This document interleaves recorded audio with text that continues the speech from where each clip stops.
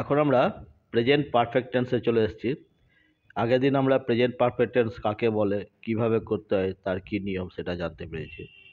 এবং একটা ভার্বের যে তিনটে ফর্ম হয়, present form, past participle form, সেটাও জানতে পেরেছি। এটা দেখিয়েছিলাম আর এগুলো আমি করতে বলেছিলাম। ঠিক আছে, তো দেখো এখানে লেখা আছে আমি খেয়েছি। তার মানে কি, এই খাওয়া কাজটা আমার দ্বারা হয়েছে, কিছুক্ষণ আগে হয়েছে, তার ফলটা বাকি আছে।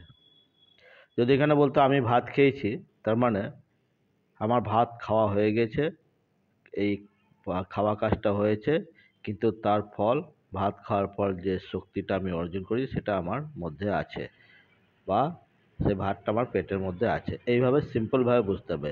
তাহলে আমি খেয়েছি, এটা কোন টেন্স দাঁড়ালো? তাহলে যে কাজটা কিছুক্ষণ আগে হয়েছে কিন্তু তার ফল এখনো বাকি আছে, বোঝালে প্রেজেন্ট পারফেক্ট টেন্সের। এক্ষেত্রে কি করতে হবে? প্রথমে দিতে হয় সাবজেক্ট, তারপরে হ্যাভ অথবা হ্যাজ, এই দুটো অক্সিলারি ভার্বের মধ্যে যে কোনো একটা হবে সাবজেক্ট অনুযায়ী। যেহেতু এখানে আইটা থার্ড পারসন সিঙ্গুলার নাম্বার, সেজন্য হ্যাভ হয়েছে। আর যে মেন ভার্ব খাওয়া, এর পাস্ট পার্টিসিপাল ভার্বটা দিতে হবে, ইটেন। I have eaten. দেখো এখান থেকে পেয়ে যাবে ইট, ইটেন, ইট, এট, ইটেন। প্রেজেন্ট ফর্ম হচ্ছে ইট, পাস্ট ফর্ম এট, আর পাস্ট পার্টিসিপাল হচ্ছে ইটেন। তো এই যে ছকটা দেওয়া আছে, যাদের কাছে এই বইটা আছে তারা এখান থেকে এটা দেখে নিতে পারবে এবং মুখস্থ বা আয়ত্ত করবে, কিংবা ট্রান্সলেশন করার সময়ও তোমরা দেখে নিতে পারো। দেখো এখানেও বলা আছে কাম, কাম, ড্র, ড্রন। ঠিক আছে, আর পাস্ট ফর্মটা যেটা, সেকেন্ড ফর্মটা যেটা, সেটা পাস্ট টেন্স যখন করব তার এদিকে দেওয়া আছে। তো যাদের কাছে বইটা নেয় তারা এটা দেখে লিখে নেবে এবং যখন এই ট্রান্সলেশনগুলো করবে এখান থেকে বার করে দেখে তারপর করবে, বা ডিকশনারি সাহায্য নিতে পারো তোমরা, কিংবা এটা মুখস্থ করলেও হবে। যেমন দেখো রাইস মানে ওঠা, রাইজেন হয়ে যাবে। সিট মানে বসা, স্যাট হবে। যদি বলে বসো, ইউ সিট। যদি বলি শেষ বসেছে, হি হ্যাজ স্যাট হয়ে যাবে তখন। এইভাবে। তারপরে দেখো এখানে বলেছে সে দেখেছে। তার মানে সে কি দেখেছে, দেখা কাজটা তার হয়ে গেছে, কি দেখেছে সেটা তার মনে আছে, ফলটা বাকি আছে। তাহলে সে দেখেছে মানে প্রেজেন্ট পারফেক্ট টেন্স, কাজটা কিছুক্ষণ আগে হয়েছে, তার ফল বাকি আছে। সে দেখেছে, তাহলে হি, সাবজেক্টকে হি দিলাম সাবজেক্ট। অক্সিলারি ভার্ব কি হবে? হ্যাজ হবে। হি আছে তো হ্যাজ দিলাম। ঠিক আছে, এবার দেখা কাজ কি? সি, সিন হলো, হি হ্যাজ সিন। দেখা ইংরেজি সি, তার পাস্ট পার্টিসিপাল ভার্ব হচ্ছে সিন। সাবজেক্ট হলো, ভার্ব হলো, অক্সিলারি ভার্ব ভার্ব। এখানে অবজেক্ট দেওয়া নাই, কি খেয়ে দেখেছে বলা। যদি বলতো যে সে ছবিটা দেখেছে, তখন কি হতো? He has seen the picture, তখন এটা অবজেক্ট হতো। Subject, auxiliary verb, past participle verb, object. এক্ষেত্রে যে মেন ভার্ব তার পাস্ট পার্টিসিপাল ভার্বটা দিতে হয়। বোঝা গেল? ঠিক তেমনি আরও এগুলো আছে, আমি একটা একটা করে সবগুলো বলে তোমাদেরকে বোঝাচ্ছি। তার আগে সকলকে আমি আমার রণধীরাম ইউটিউব.com চ্যানেলে স্বাগত জানাই।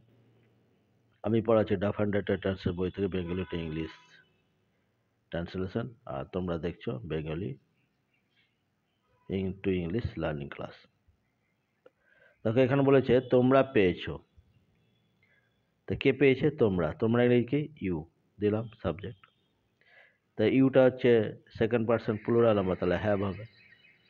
You have got. সাবজেক্ট অনুযায়ী অক্সিলারি ভার্বটা হবে, এটা আমরা আগে যে চ্যাপ্টারগুলো করেছি সেখানে বুঝতে পেরেছি। আমরা দিয়েছি, উই হ্যাভ গিভেন। দেওয়া ইংরেজি কি? গিভ, তার পাস্ট পার্টিসিপাল হচ্ছে গিভেন, উই হ্যাভ গিভেন। যদি মনে আছে তো ভালো, আর যদি না মনে আছে তাহলে এই ছকগুলো দেখে বার করে নিতে হবে। এখানে ছক আছে, এখানে আগে দেখিয়েছিলাম, এটা এখানেও আছে, এগুলো থেকে দেখে বার করে নিতে হবে। ঠিক আছে, তো যেটা জেনে রাখো, দেওয়া ইংরেজি গিভ, আর তার পাস্ট পার্টিসিপাল হচ্ছে গিভেন। ওকে, গিভ, গেভ, গিভেন। তারপর দেখো বলেছে বিমান লিখেছে, কে লিখেছে? বিমান। তাহলে সাবজেক্টকে বিমান দিলাম, বিমান। বিমান যেহেতু থার্ড পারসন সিঙ্গুলার নাম্বার সেজন্য হ্যাজ হবে, বিমান হ্যাজ। লেখা ইংরেজি কি? রাইট। ফার্স্ট ফর্ম হচ্ছে রাইট, সেকেন্ড ফর্ম রোড, আর থার্ড ফর্ম হচ্ছে রিটেন। তাহলে আমাকে এখানে সবসময় থার্ড ফর্ম দিতে হবে বা পাস্ট পার্টিসিপল ভার্ব। তা পাস্ট পার্টিসিপল ভার্ব হচ্ছে written, right, rode, written. Biman has written. যদি বলতো বিমান চিঠি লিখেছে তখন কি হতো? Biman has written the letter. Subject, auxiliary verb, main verb বা পাস্ট পার্টিসিপল ভার্ব, তারপর হতো অবজেক্ট। ঠিক আছে? বিমানের লেখা কাজটা হয়েছে কিন্তু ফলটা বাকি আছে, এই জন্য বলছে বিমান কিছু একটা লিখেছে কাগজে, সেই লেখাটা কাগজে আছে। এইরকম যখন বোঝাবে তখন হবে present perfect tense. Present perfect টেন্সের নিয়ম হচ্ছে সাবজেক্ট, অক্সিলারি ভার্ব আর মেন ভার্বের থার্ড ফর্ম। ছেলেরা গিয়েছে, কারা গিয়েছে? ছেলেরা। তো ছেলেরা ইংরেজি কি? বয়েজ দিলাম, বয়েজ সাবজেক্ট। বয়েজ আছে, তার পুরো অক্সিলারি ভার্ব কি হবে? হ্যাভ দিলাম, বয়েজ হ্যাভ। গিয়েছে, যাওয়ার ইংরেজি কি? গান, গো, গান। তাকে এখানে দেওয়া আছে গো, আছে গো, যাওয়া, গান, পাস্ট পার্টিসিপল হলো গান, গো, গান। ঠিক আছে?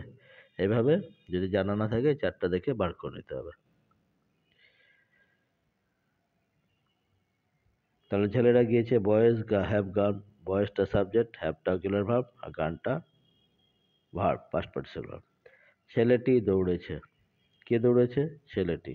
তা প্রথমে কি হবে? সাবজেক্ট ছেলেটি। ছেলেটি ইংরেজি কি? দা বয়। ছেলে ইংরেজি বয়, টি আছে বলে দিয়ে দিলাম।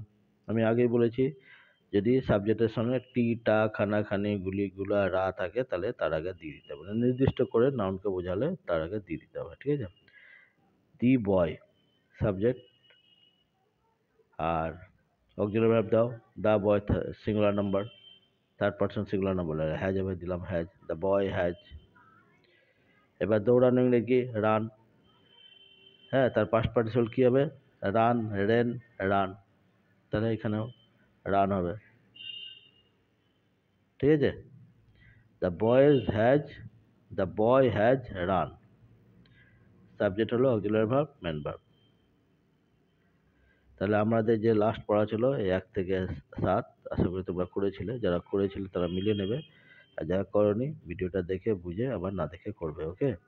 এরপরে আমরা করব এই 82 পাতা। নেক্সট হচ্ছে 82 পাতা, এখান থেকে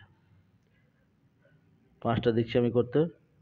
আমি ভুলে গিয়েছি, চোরটি চুরি করেছে, তোমরা বলেছ, তারা দেখেছে, আমরা পাস করেছি বা উত্তীর্ণ হয়েছি। এই 8 থেকে 10, 8 থেকে 10 করবে। পরের ভিডিওতে আমি এটা আলোচনা করে তখন ছাড়বো, তখন তোমরা মিলিয়ে নেবে। ওকে? তো আশা করি তোমাদের ভালো লাগলো, তোমরা বুঝতে পেরেছো। আমরা অনেকগুলোই টেন্স, প্রেজেন্ট টেন্সের যে 3টে ধাপ, সে তৃতীয় ধাপে চলে এসেছি, প্রেজেন্ট পারফেক্ট টেন্স। এরপরে আর একটা হবে প্রেজেন্ট পারফেক্ট কন্টিনিউয়াস টেন্স। তাহলে প্রেজেন্ট টেন্সটা শেষ হবে, তারপরে আমরা পরের টেন্সগুলোতে যাব। এইভাবে আমরা এগোতে থাকবো এবং টেন্সগুলো প্র্যাকটিস করতে থাকবো। তাহলে দেখবে যেমন তোমরা প্রেজেন্ট টেন্সটা শিখেছো, অন্যগুলো শিখবে। এভাবেই ইংরেজিটা শেখা যাবে। ওকে? Thank you.